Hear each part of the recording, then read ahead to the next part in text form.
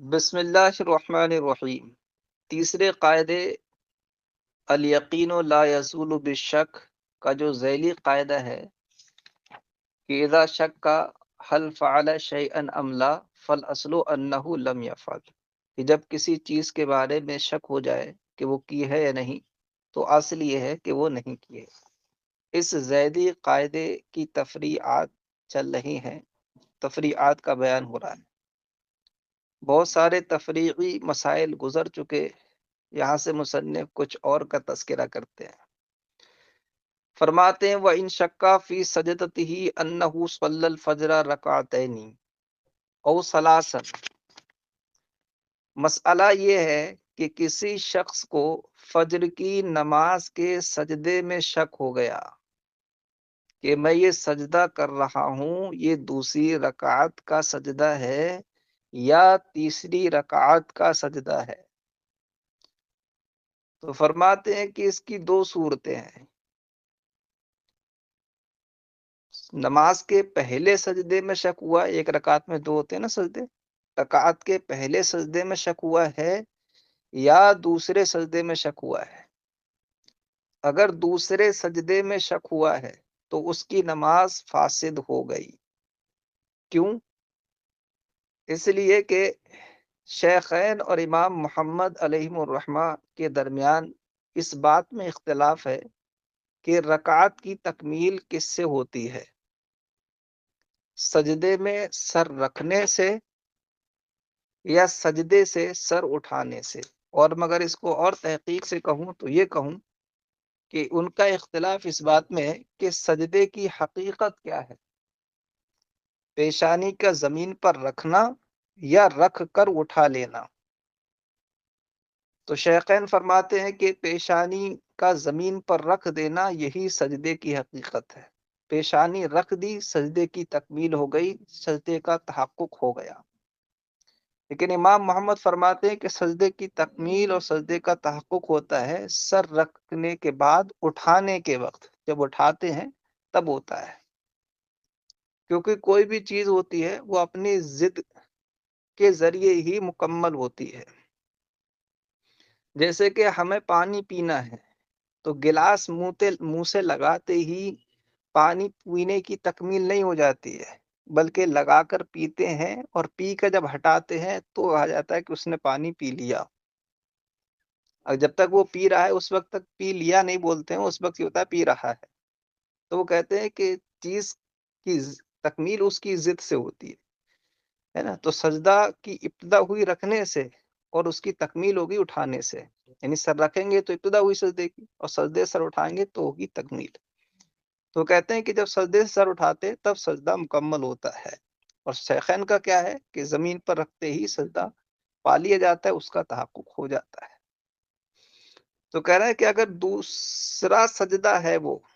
تب تو نماز فاسد ہو گئی، کیونکہ دوسرا سجدہ سب کیا کرے گا، سجدے سے تو بہرحال اس کو اٹھنا ہی ہے نا۔ تو شیخین کے نزدیک تو سجدہ میں سر رکھتے ہی، یعنی پہلا سجدے میں ہی سر رکھا تھا تبھی اس کی یہ جو رکعت تھی یہ مکمل ہو گئی، یعنی اس رکعت کا تحقق ہو گیا، وجود ہو گیا۔ اور شک ہے کہ یہ احتمال ہے کہ یہ تیسری رکعت ہو، اور یہ تیسری رکعت اگر نفس الامر میں ہوئی تو اس کے جو پہلی دو رکعتیں تھیں ان کا قاعدہ چونکہ کیا نہیں ہے، اسی کے ساتھ تیسری پڑھ لی، اور یہ نفلی رکعت ہو گئی کیونکہ فجر میں فرض تو دو ہی رکعت ہے، تو نفل کا فرض کے ساتھ اختلاط ہو گیا، اور نفل کا فرض کے ساتھ اختلاط ہو جائے فرض کی تکمیل سے پہلے تو وہ فرض باطل ہو جاتے ہیں، لہذا اس کی یہ نماز فاسد ہو گئی۔ اور امام محمد کے نزدیک بھی کیونکہ اب سجدے سے سر اٹھائے گا، اور ان کے نزدیک سجدے سے سر اٹھا کر بھی اٹھاتے ہی تکمیل ہو جاتی ہے، تو ان کے یہاں اٹھائے گا سر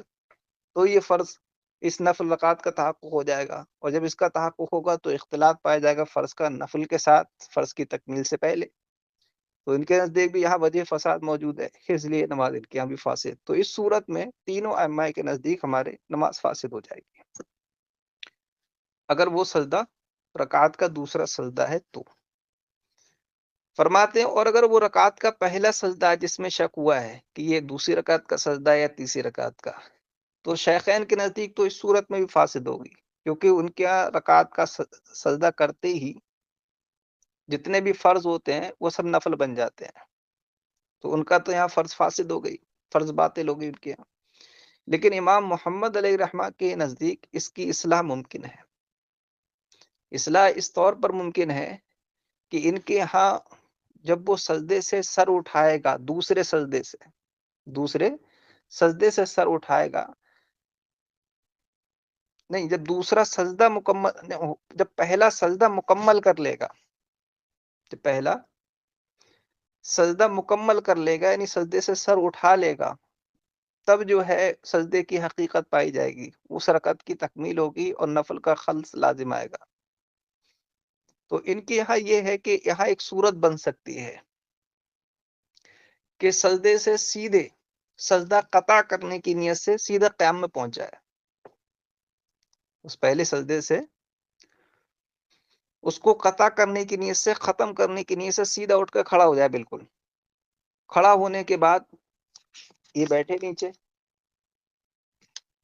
قاعدہ کرے، سجدہ سہو کرے اور نماز کو مکمل کر دے۔ تو جو سجدہ جس میں شک ہوا تھا، وہ سجدہ تھا نا، اس کے کھڑے ہونے سے ختم ہو جائے گا وہ سجدہ۔ اور اس کی نظیر امام محمد کے یہاں یہ ہے کہ جیسے سجدہ حدث سے ختم ہو جاتا ہے، مثلا اسی صورت کو فرض کرو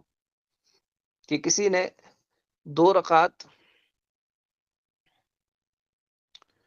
فجر کی نماز پڑھ لی،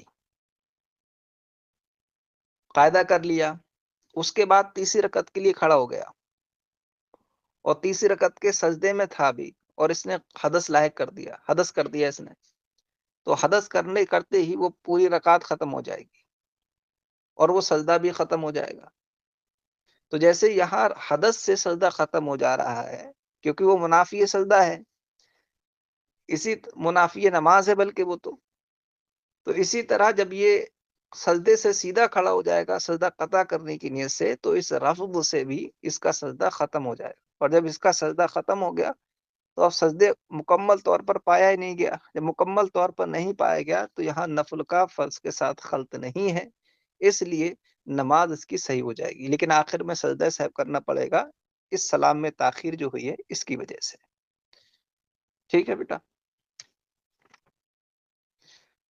فرماتے ہیں وَإِن شَكَّ فِي سَجْدَتِهِ أَنَّهُ صَلَّى الْفَجْرَ رَكَعَتَيْنِ أَوْ ثَلَاثًا، اور اگر شک ہوا رکعت کے سجدے میں کہ اس نے فجر 2 رکعت پڑھی ہے یا 3 رکعت،